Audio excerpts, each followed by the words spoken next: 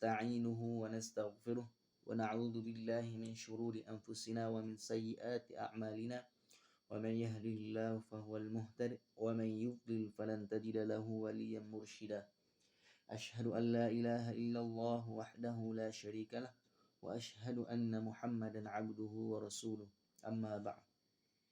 Sidang yang dirahmati Allah sekalian, marilah sama-sama kita panjatkan rasa syukur kita kepada Allah SWT di atas nikmat yang mana Allah berikan kepada kita yang tak terhingga, yang tak dapat dikira, nikmat yang begitu banyak. Dan di antara nikmat-nikmat yang Allah berikan kepada kita, ada dua nikmat yang terbesar, iaitu nikmat iman dan nikmat Islam. Dan tak lupa juga untuk kita ucapkan selawat dan salam kepada junjungan besar kita Nabi Muhammad SAW, kerana dengan berkat pengorbanan baginda, titik peluh dan darah yang baginda tumpahkan, Islam telah sampai kepada kita. So jadi insya-Allah untuk hari ini kita akan kupas sedikit berkenaan dengan satu tajuk, iaitu mewarnai Ramadan. Tuan-puan yang dirahmati Allah sekalian, alhamdulillah kita patut rasa syukur kerana kita masih lagi dapat merasai Ramadan, masih lagi dapat menelusuri Ramadan, masih lagi dapat menikmati bulan Ramadan.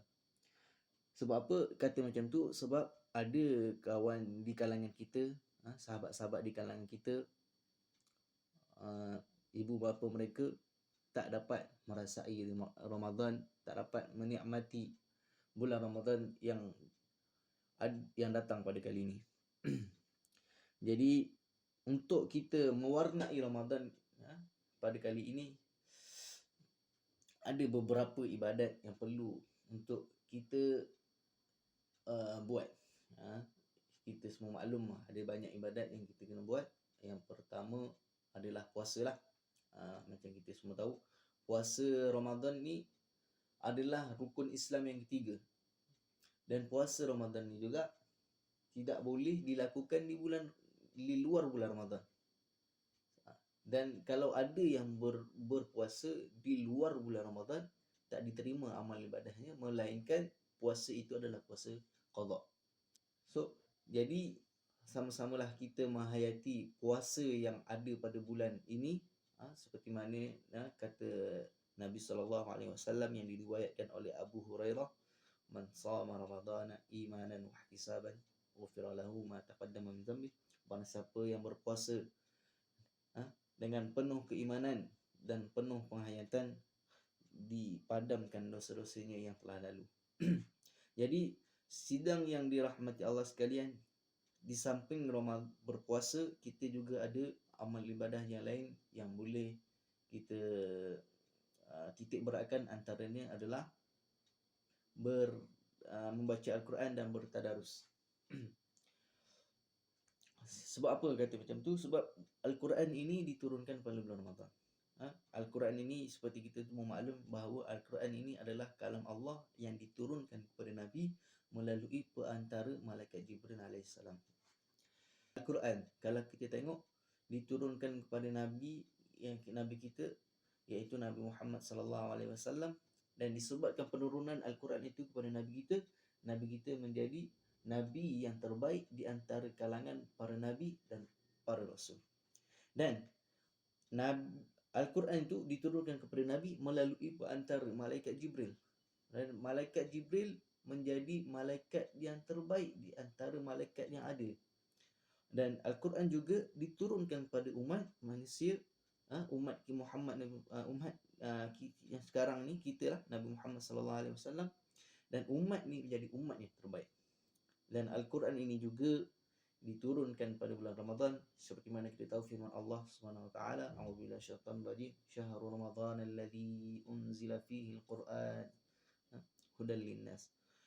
Kita tahu bahawa bulan Ramadan ini bulan yang mana Al-Quran diturunkan kepada Nabi Muhammad SAW.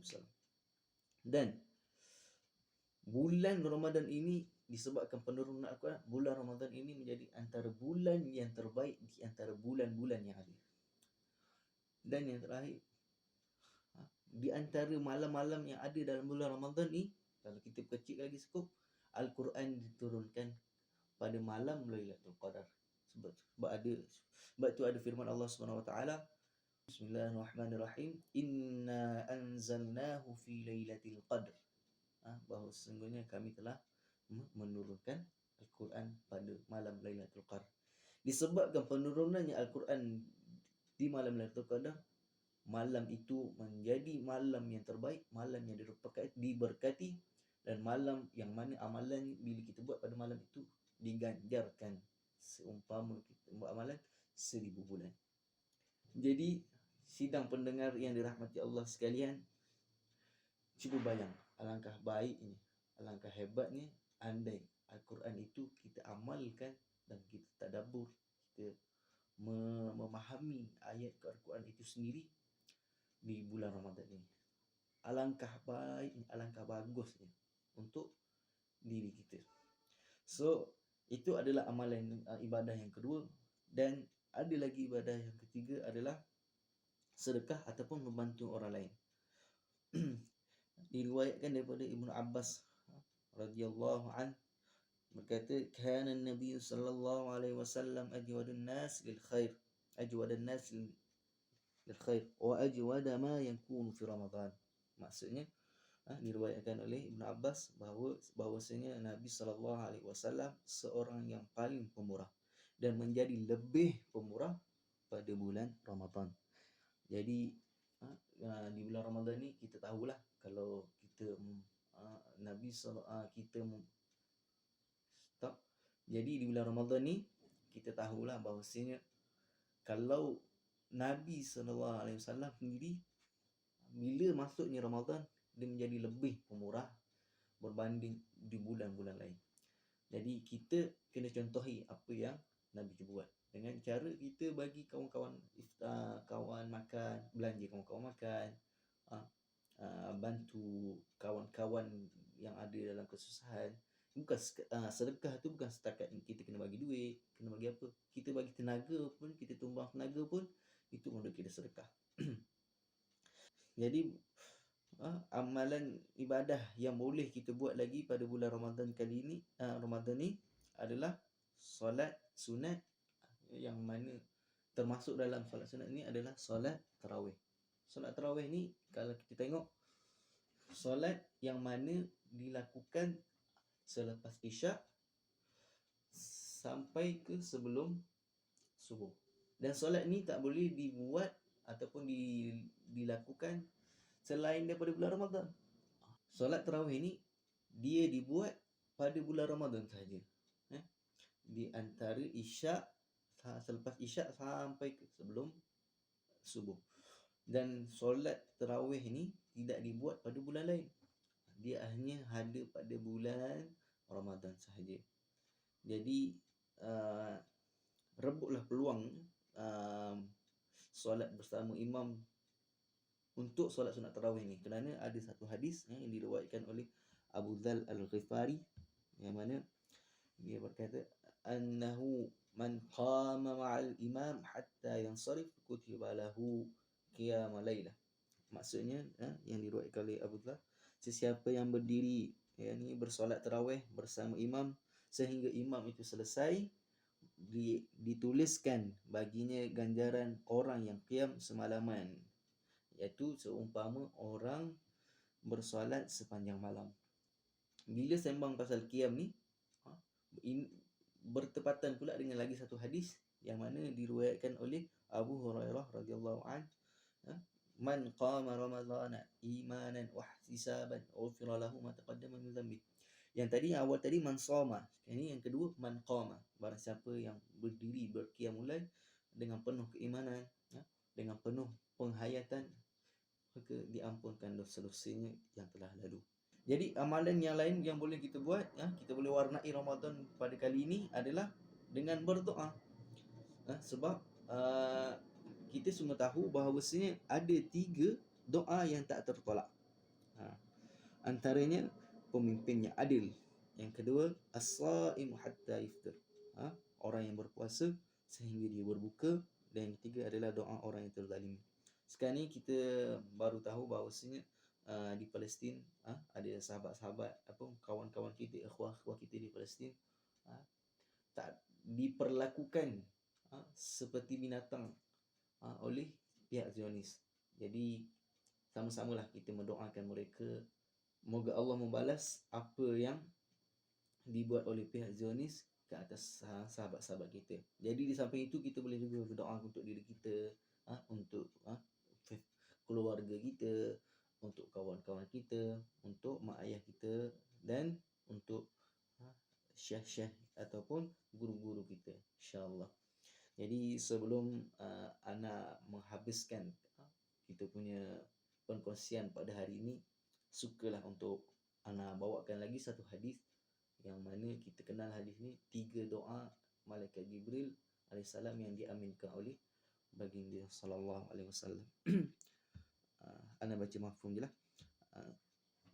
Hadis ini diriwayatkan oleh Jabir Nabi radhiyallahu anhu. So pada satu hari tu Nabi SAW naik tangga dan naik ke mimbar, dan di setiap tangga di mimbar tu Nabi doa amin, naik lagi amin, dan naik lagi amin. So sahabat bertanya, apa yang membuatkan kau buat tadi? Apa yang membuatkan kau berdoa? Kau mengaminkan tadi. Satu, Nabi SAW bersabda, celakalah yang pertama, golongan yang pertama, celakalah siapa yang melalui Ramadan tapi dia tidak diampunkan dosa oleh Allah SWT. Ini yang kita nak ambil ini. Dia ada lagi dua yang baki dia, siapa yang ada mak ayah tapi keberadaan mak ayah dia membuatkan dia masih ada lagi di neraka. Dengan kata lain, dia tak berkhidmatlah untuk mak ayah dia. Yang ketiga, bila disebutkan nama Nabi Muhammad SAW, dia tidak berselawat.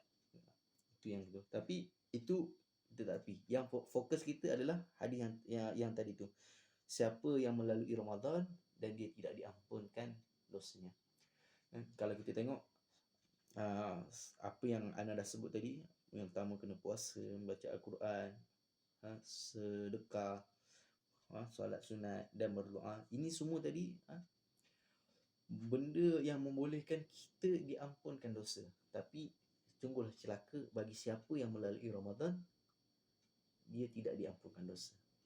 Jadi untuk semua para pendengar yang sedang tidur untuk bangun, yang sedang khayal untuk sedar, yang sedang terkapai-kapai untuk bangkit, bangunlah semua untuk merasai Ramadan yang ada kali ini.